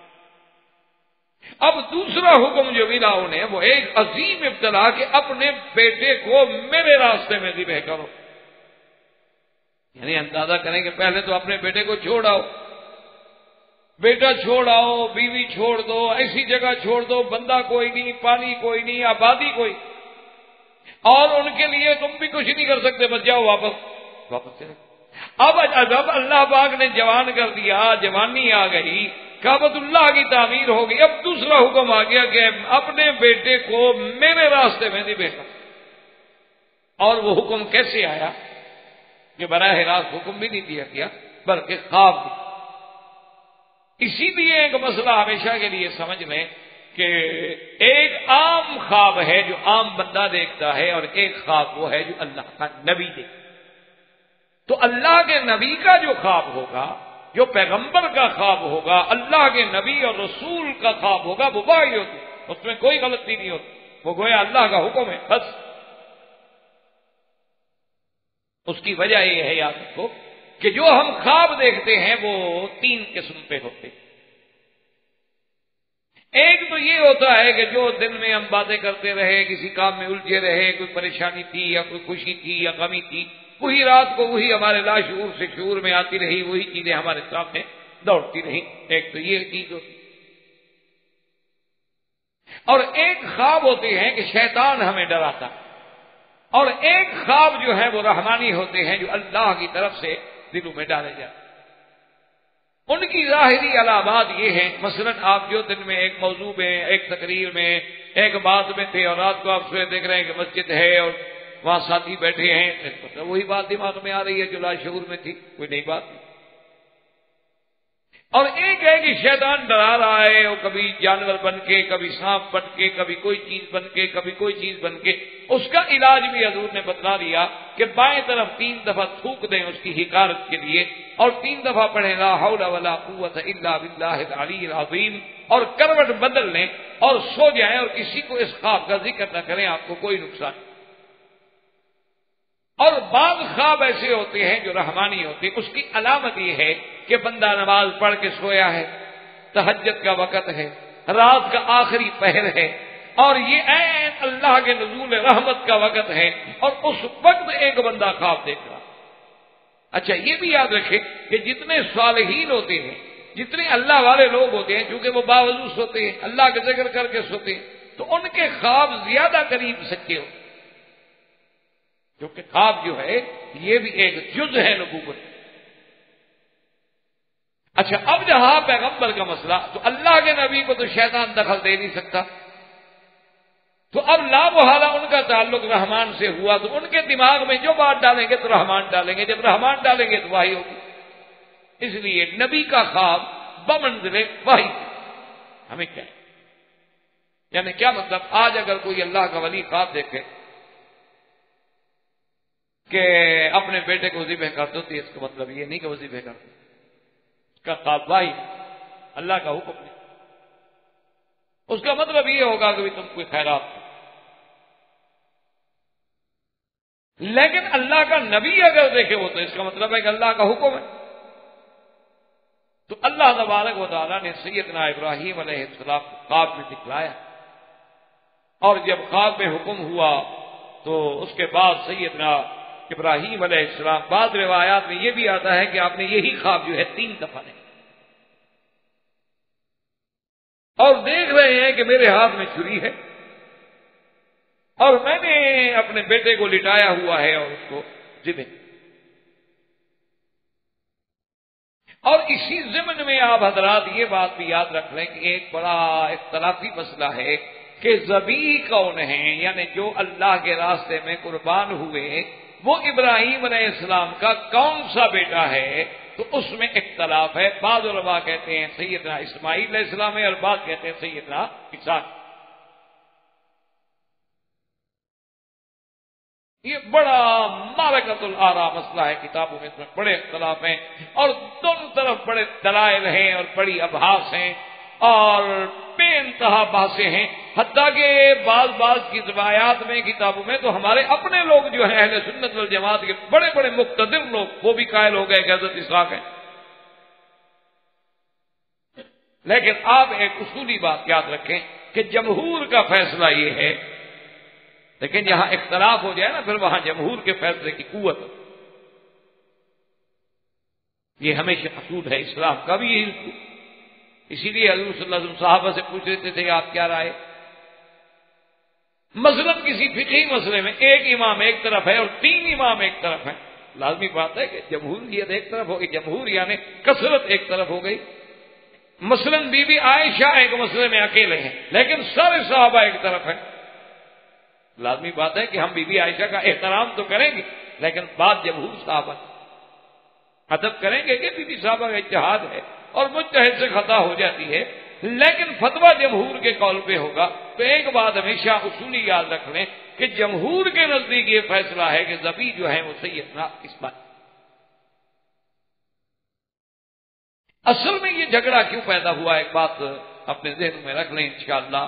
اللہ نے آپ کو تعریف دی ہے، علم دیا ہے، اور سچی بات یہ ہے کہ آپ لوگوں کی محبت ہے، خلوص ہے کہ آپ کے یہ دروس جو ہے پوری دنیا میں اللہ کی رحمت سے جا رہے ہیں۔ شاید آپ کی خلوص ہوگا، میرے اندر تو خلوص ہے نہیں، آپ کی برکت ہو، ورنہ نہ مجھے علیحدہ موقع ملتا درس دینے کا، نہ ریکارڈ ہوتے، نہ باہر جاتے، یہ سبب بنتا ہے نا، اللہ اسباب بناتا، اس میں پتہ نہیں کس کا خلوص کیا کرتا۔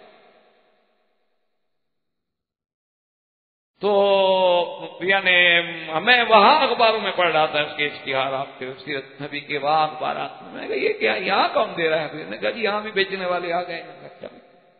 چلو بھائی بیچیں، ہم نے تو کچھ نہیں لینا الحمدللہ، لیکن چلو دین تو پہنچ رہا ہے، کوئی بات تو اللہ کے دین کی پہنچ، ہو سکتا ہے کسی کے پلے میں ایک بات پڑ جائے اور اس کی وجہ سے ہم سب کی نجات کا ذریعہ بن جائے، وہ بات کیا پتا ہوتا ہے، کوئی ایک بگڑا ہوا آدمی ٹھیک ہو گیا۔ اب جناب یہ ہے کہ اپنا یاد رکھیں یہ وجہ بھی کیا بنی، یہ بھی دراصل یہودیوں کے ساتھ کہ یہودی جو ہیں وہ حضرت یعقوب علیہ السلام کو مانتے ہیں، کیونکہ حضرت یعقوب ہی تو اسرائیل ہے نا، انہی کا نام اسرائیل ہے، اور ابراہیم علیہ السلام کی اولادیں حضرت اسحاق، حضرت اسحاق کی اولادیں حضرت یعقوب، حضرت یعقوب وہی حضرت اسرائیل، پھر آگے سارے بنو اسرائیل جو ہے ان سے ہیں۔ تو انہوں نے کہا کہ یہ شرف جو ہے بجائے اسماعیل کو جانے کے، اگر اسماعیل کو ذبیح مانے تو یہ تو عرب کو عزت مل گئی، یہ تو پھر شرف عرب کو ملا، بنو اسرائیل کو تو نہ ملا۔ تو انہوں نے روایات کو گٹ مٹ کر دیا، انہوں نے کہا کہ نہیں یہ اسحاق۔ اسی لیے حضرت عمر بن عبدالعزیز کے زمانے میں انہیں جب پتا چلا کہ فلاں ایک یہودی عالم جو ہے وہ مسلمان ہو گیا ہے تو آپ نے فوراً اس کو بلایا، آپ نے کہا بھی کیونکہ تم عالم ہو، ان کے بہت بڑے یعنی راہب ہو اور اللہ نے تمہیں اسلام بھی نصیب کر دیا ہے، مجھے تو ایک صحیح بات بتا دو کہ ذبیح کون ہے، اسحاق ہے یا اسماعیل ہے؟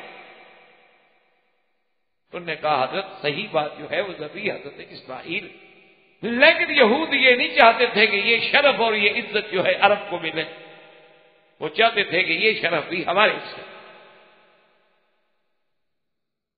اور دوسری بات یہ ہے کہ اگر آپ قرآن پر غور کریں گے تو قرآن تو ہر مسئلے کا خود حل کرتا ہے نا جی، تو قرآن یہ کہتا ہے جب آپ یہ سارا پڑھ لیں گے کہ فَبَشَّرْنَاهَا بِإِسْحَاقَ وَمِن وَرَاءِ إِسْحَاقَ يَعْقُوبَ، اللہ فرماتے ہیں کہ پھر ہم نے حضرت ابراہیم علیہ السلام کو بشارت دی اسحاق کی، اور اسحاق کے بعد یعقوب کی بھی، یعنی ہم آپ کو بیٹا دیں گے، وہ بھی نبی ہوگا اسحاق، پھر اس کا بیٹا یعقوب بھی نبی ہوگا۔ تو جس کو یہ خبر دی جا رہی ہو کہ آپ کو بیٹا دیں گے، آپ کے بیٹے کا پھر بیٹا ہوگا، اس کو کہو کہ ذبح کرو، کیا مطلب؟ بھئی جب اس نے رہنا ہے اس کا آگے بیٹا بھی ہونا ہے، پھر اس بیٹے نے بھی نبی بننا ہے، اس کا مطلب ہے وہ ذبح تو نہیں ہوگا۔ جب ذبح نہیں ہوگا تو پھر تو ڈرامہ ہو گیا، قربانی تو ہوئی نا۔ وہ تو ابراہیم علیہ السلام کو پتا ہے کہ یہ ذبح نہیں ہوگا، کیونکہ آگے تو اس کا بیٹا پھر نبی بنے گا، ایک کھلی۔ اور دوسری بڑی بات یہ ہے کہ حضور صلی اللہ علیہ وسلم نے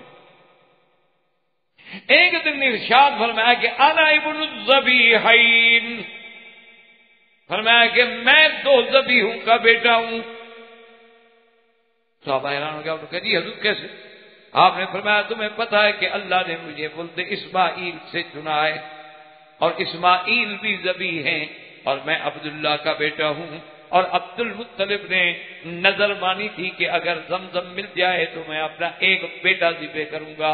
جب زمزم مل گیا، قرآن ڈالا تو عبداللہ پہ قرآن نکلا، میرا باپ ذبیح بن رہا تو اللہ نے بچا لیا، جیسے اسماعیل علیہ السلام کو بچا لیا ایسے عبداللہ بھی بچ گئے، ورنہ تو اگر اسماعیل علیہ السلام ذبح ہو جاتے تو پھر آگے نسل نہ چلتی، اور اگر آگے چلتی اور عبداللہ ذبح ہو جاتے تو پھر حضور صلی اللہ علیہ وسلم پیدا نہ ہوتے۔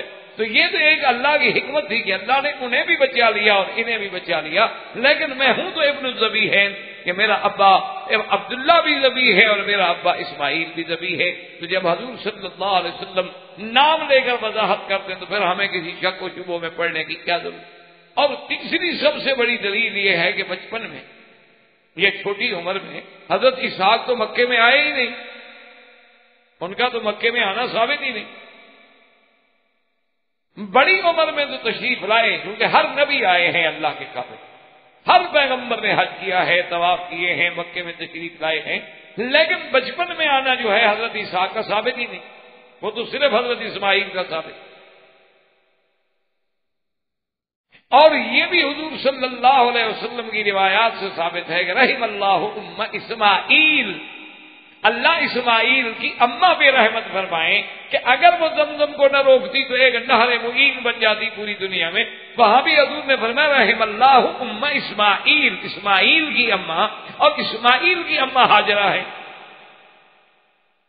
اس لیے یاد رکھیں کہ یہ سارے دلائل اور جمہور کا فیصلہ اسی طرف ہے کہ ذبیح جو ہے وہ سیدنا اسماعیل علیہ السلام ہے۔ اللہ نے خواب میں حکم دیا حضرت ابراہیم علیہ السلام کو، حضرت ابراہیم علیہ السلام لے کے آپ اپنے بیٹے کو لے کے چل پڑے۔ بڑا تفصیل سے واقعہ ہے جس کو اللہ نے خود قرآن میں دیا، اس لیے قرآن کہتے ہیں کہ فَلَمَّا بَلَغَ مَعَهُ السَّعْيَ قَالَ يَا بُنَيَّ إِنِّي أَرَىٰ فِي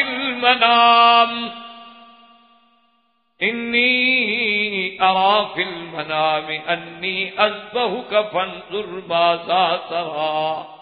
اللہ فرماتے ہیں کہ جب اسماعیل جوان ہو گئے، جب اسماعیل کام کاج کے قابل ہو گئے، ساتھ چلنے کے قابل ہو گئے، دوڑنے کے قابل ہو گئے، آپ اپنے بیٹے کو لے کے تشریف لے گئے، اور اس کے بعد اپنے بیٹے سے خطاب فرمایا کہ یا بنی انی ارا فی المنام انی اذبحک، مجھے خواب دکھلایا گیا ہے، صاف بتا کہ میرے بیٹے مجھے خواب میں ہی دکھایا کہ انی اذبحک، میں تمہیں ذبح کر رہا ہوں، فانظر ماذا ترى، یاد رکھیں فانظر نظر کے معنی میں ہے، اس کا معنی دیکھنا بھی ہوتا ہے، اس کا معنی تدبر اور غور کرنا بھی ہوتا ہے، صرف دیکھنے کا مطلب نہیں ہے، ایک تو نظر ہے دیکھنا، جیسے قرآن کہتا ہے وجوہ یومئذ ناظرۃ الی ربها ناظرہ، اپنے رب کو دیکھیں گے۔ اور ایک قرآن کہتا ہے افلا ينظرون الى الابل کیف خلقت، اور دوسری جگہ قرآن کہتا ہے فلینظر الانسان مما خلق، اور تیسری جگہ کہتے ہیں فلینظر الانسان الى طعامه انا صببنا الماء صبا، اور کہیں قرآن کہتا ہے اولم ینظروا، کیا تم تدبر نہیں کرتے، غور نہیں کرتے، دیکھتے نہیں؟ تو اس لیے قرآن پاک نے یہاں یہ کہا کہ حضرت ابراہیم نے اپنے بیٹے سے کہا کہ فانظر ماذا تری، کہ اب میرے بیٹے آپ غور کریں، تدبر کریں، سوچ کے مجھے بتائیں آپ کیا جانتے ہیں، آپ کی کیا رائے ہے اس مسئلے میں؟ کیونکہ حضرت ابراہیم الخلیل علیہ السلام یہ نہیں چاہتے تھے کہ قہرن اپنے بیٹے کو ذبح کر دیں۔ یہ کوئی بات تو نہ ہوئی، بہتر ہے کہ میں آپ کی رائے لیں، اور آگے تو نبی کا بیٹا ہے، ہمارا بیٹا تو انبیاء۔ اللہ کیا پیارا جواب دیا ہے اللہ کے قرآن میں، غور کر۔ قال یا ابت افعل ما تؤمر، کہ ابا جان آپ کریں جو آپ کو حکم دیا گیا۔ دیکھو بیٹا، باپ تو کہتا ہے میں نے خواب دیکھا، لیکن بیٹا کہتا ہے ابا جان آپ وہ کریں جو حکم، سمجھیں کہ خواب جو ہے اللہ کا حکم ہے، خواب نہیں۔ قال یا ابت افعل ما تؤمر، آپ کو جو امر دیا گیا ہے اللہ کا پورا کریں۔ ستجدنی انشاء اللہ، ستجدنی انشاء اللہ من الصابرین، اور ابا انشاءاللہ اللہ نے چاہا تو مجھے بھی اس امتحان میں صبر کرنے والا پاؤ گے، فکر نہ کرو، غم نہ کریں۔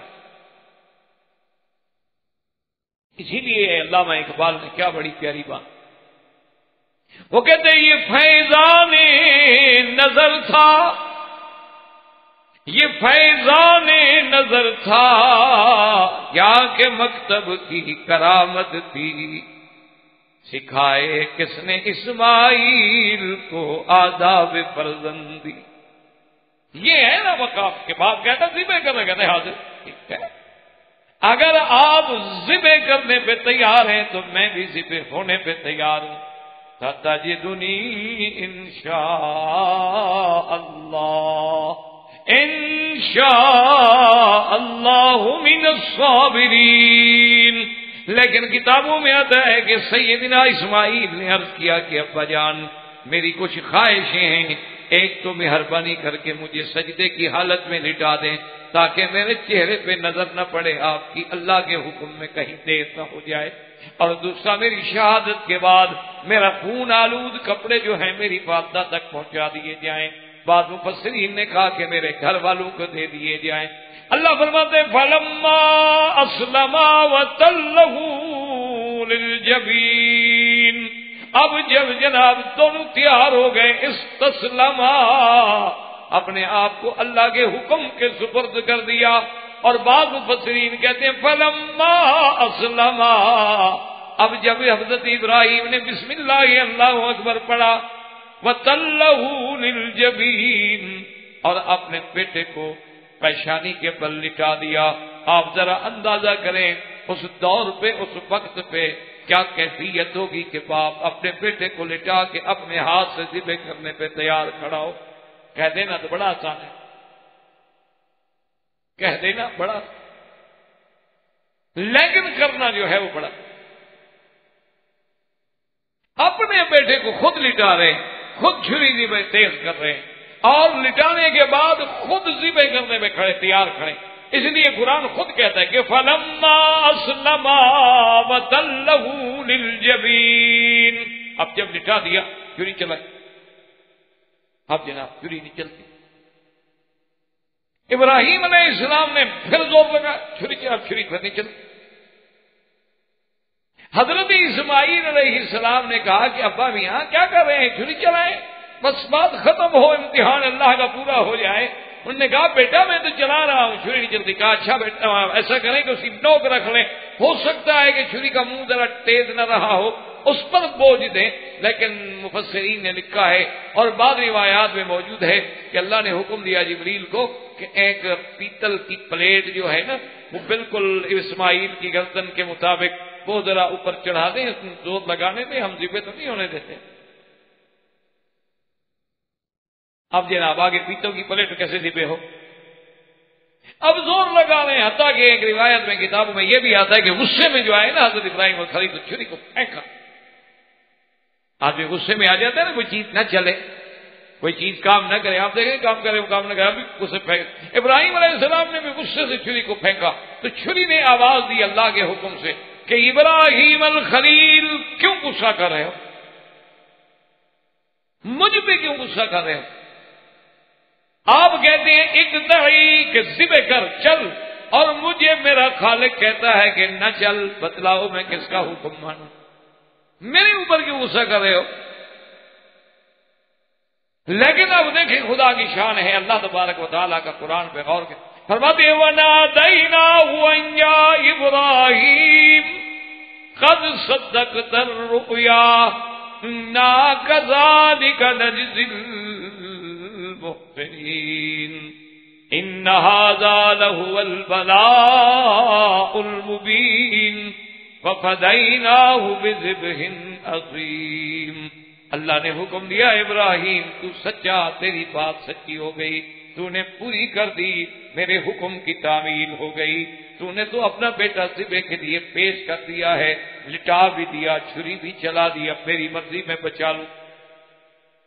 اور اللہ نے حکم دیا کہ جبریل جلدی سے لے جاؤ جنت سے ایک دمبا، اکرن بڑا ٹھیک ٹھاک دمبا ہو، سیکھ ہوا، جلدی لے جاؤ تاکہ ابراہیم الخلیل کو سمجھ آ جائے کہ بھائی چھری بھی ٹھیک ہے، ذبح بھی ہو سکتا ہے، چھری بھی چل سکتی ہے، لیکن اللہ جو نہ چلنے دے تو ہم کیا کریں؟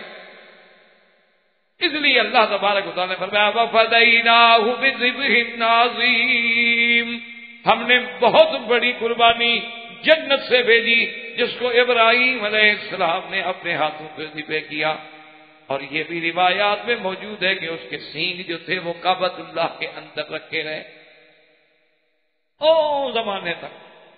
ایک دفعہ حضرت آقا انعامدار صلی اللہ علیہ وسلم نے حضرت عثمان کو بلایا تھا، 6 بجے کے پاس چابی تھی کعبۃ اللہ کی، فرمایا میں جب کعبۃ اللہ کے اندر گیا ہوں تو وہاں اس جانور کے سینگ رکھے ہوئے ہیں، مجھے بات بھول گئی، ان پہ کپڑا ڈال دو تاکہ اندر جا کے نماز پڑھنے والوں کا خیال جو ہے ادھر نہ رہے۔ تو وہ سینگ بھی محفوظ کر دیے گئے تاکہ یاد قربانی جو ہے اسماعیل علیہ السلام کی یادگار رہے، اور اللہ نے اس کے بدلے میں جنت سے مینا بھجوایا جو ذبح ہوا، اور اسماعیل علیہ السلام کی قربانی قبول ہو گئی۔ اور یاد رکھیں کہ یہی سنت ہے جو قیامت تک بنی۔ اسی لیے جب حج میں ہم قربانی کرتے ہیں، صحابہ نے پوچھا کہ حضور یہ کیا؟ فرمایا سنت ابیکم ابراہیم، یہ آپ کے ابا ابراہیم کی سنت ہے۔ اللہ اس منظر کو ایسا قبول فرمایا ہے کہ وہ قیامت تک زندہ رکھنا چاہتا۔ اور اسی طرح وہ سینگ جو تھے، اور ایک روایات میں یہ بھی ہے کہ کافی عرصے تک وہ کعبۃ اللہ کے اندر رہے، اور پھر میزاب رحمت کے ساتھ ان کو باقاعدہ لٹکا بھی دیا گیا، معلق بھی کر دیا گیا، لیکن خدا کی قدرت ہے کہ بڑی مدتوں کے بعد، زمانے کے بعد اللہ کے کعبے میں آگ لگی، اور جب وہ آگ لگی تو اس میں جہاں غلاف مبارک جل گیا، اندر جو خزانہ تھا وہ جل گیا، تو اس میں وہ جو قرن محفوظ چلے آ رہے تھے، قربانی کے سینگ چلے آ رہے تھے، وہ بھی جل، وہ بھی محفوظ نہ رہ سکے۔ تو اللہ تبارک و تعالیٰ نے سیدنا ابراہیم الخلیل علیہ السلام پر ایک تو اتنا بڑا امتحان کہ اپنے اولاد کی ذبح کا بھی حکم فرمایا۔ اسی لیے میں نے عرض کیا تھا نا کہ انہ بدل نفسہ للنیران وبدل ولدہ للقربان وبدل مالہ للضیفان۔ تو یہ شان تھی سیدنا ابراہیم الخلیل علیہ السلام کی۔ وما علینا الا البلاغ وآخر دعوانا الحمدللہ رب العالمین۔